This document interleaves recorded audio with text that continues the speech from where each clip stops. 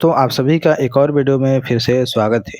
दोस्तों आज के इस वीडियो में हम कैलकुलेटर से किलोग्राम का हिसाब लगाना सीखेंगे। सवाल हमारा इस तरीके से है कि 1 केजी मिठाई का दाम अगर ₹280 हैं, तो ₹100 में कितना ग्राम हमें मिठाई मिलेगा?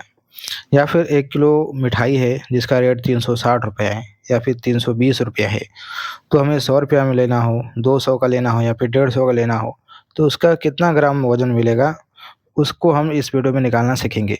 मैं आपको कैलकुलेटर में निकालना बताऊँगा कि कैसे इसको निकाला जाता है। तो चलिए बिना देर के वीडियो को शुरू करते हैं और इसका हम जान लेते हैं आंसर क्या होगा। तो दोस्तों आंसर निकालने से पहले मैं आपको कुछ बातें बताना चाहता हूँ कि दोस्तों जो हमारा जब आंसर निकलेगा ना, जब हमारा आंसर आएगा, तो उस आंसर में कुछ बातों को ध्यान देने की ज़रूरत होती है। जैसे कि अगर आंसर हमारा इस तरीके से आ गया 0.4 आ गया, ठीक है?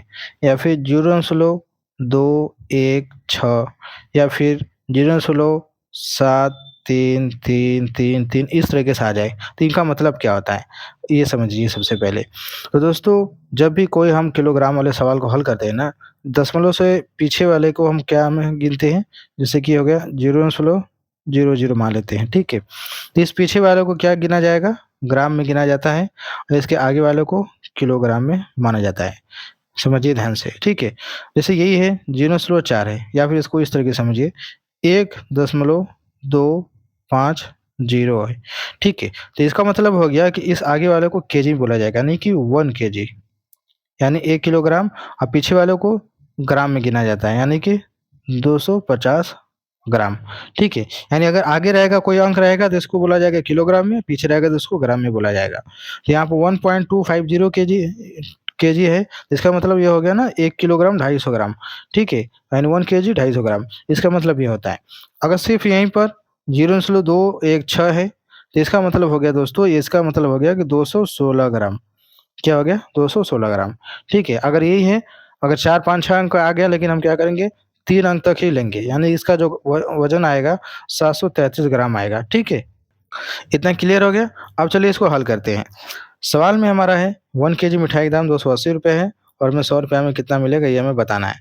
तो इसका हम आंसर कैसे निकालेंगे? तो दोस्तों इसका आंसर निकालने का जो कैलकुलेटर में तरीका है, वो ये है कि आपको रुपया में भाग दे देना है 1 केजी के रेट से। यानी 1 केजी का जो रेट है, जिसको बोलते हैं हम दाम, इसे आपको क्या करना है, रुपया में आपको भाग दे देना है। यानी कितना रुपया है आपका, उसमें भाग देना है 1 केजी के रेट से, ठीक है? तो चलिए हम इसी फ़ॉर्मूले पर रखते हैं।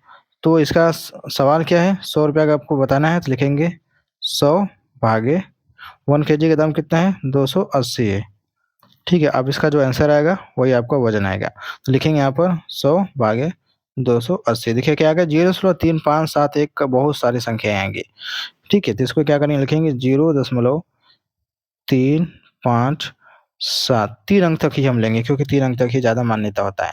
अब यही आपका क्या हो जाएगा ग्राम में, यानी 0.357 जो है, इसी को क्या बोला जाएगा, ग्राम में बोला जाएगा, ठीक है?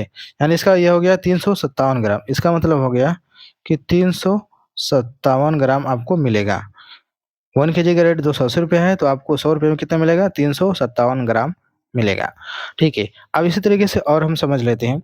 मान लेते हैं 1 केजी का रेट कितना है, ₹360 है, ठीक है? और आपको लेना कितने का है, लेना है ₹180 का लेना है, ठीक है? तो आपको कितना मिलेगा, कितना वज़न मिलेगा? तो इसी को भी आपको वैसे ही करना है। करना क्या है, चलिए देख लेते हैं। लिखेंगे रुपया, कितना रुपया का लेना है आपको, तो ₹180 का लेना है, भागे लगाएँगे, 1 केजी का रेट कितना है, ₹360, इस तरीके से लिखेंगे, ठीक है? अब क्या करेंगे, इसको भाग देंगे। चलिए भाग देके देख लेते हैं। कैलकुलेटर रहा हमारा 180 भागे 360 कितना आ गया, 0.5 आ गया। अब यहाँ पे देखिए आया है 0.5। अब इसका मतलब क्या हो गया, ये क्योंकि अब केजी में मान निकला है ना 0.5 केजी, इसका मतलब होता है 0.5 केजी। तो इसका मतलब हो गया, दशमलव पीछे है, सिर्फ 5 है, सिर्फ 5 है ना, तो इसका मतलब हो गया कि आपका पीछे 3 अंक तक होना चाहिए, क्या होना चाहिए, 3 अंक तक होना चाहिए। अगर सिर्फ 1 अंक है तो उसके पीछे हम 2 जीरो लगाएंगे। अगर 3 अंक हमें मिल गया है तो ठीक है, अगर सिर्फ एक ही अंक दशमलव के बाद मिला है तो उसके पीछे हम क्या करेंगे, 2 जीरो और लगा देंगे। यानी इसका आंसर क्या बनेगा, 0.500 kg। तो इसका मतलब हो गया कि ये 3 अंक तक हमारा हो गया ग्राम में, यानी इसका क्या हो जाएगा मान, 500 ग्राम। दशमलव के बाद वाले को जब हम लेंगे अलग से तो यह हो जाएगा 500 ग्राम, यानी इसका जो वजन निकलेगा 500 ग्राम निकलेगा। तो इस तरह के सवालों को ऐसे हल किया जाता है। तो मैं उम्मीद करता हूँ आपको ये जानकारी अच्छी लगी होगी। तो वीडियो को लाइक करना ना भूलिएगा, चैनल पहली बार सब्सक्राइब कर लीजिएगा। चलिए मिलते हैं नए वीडियो में।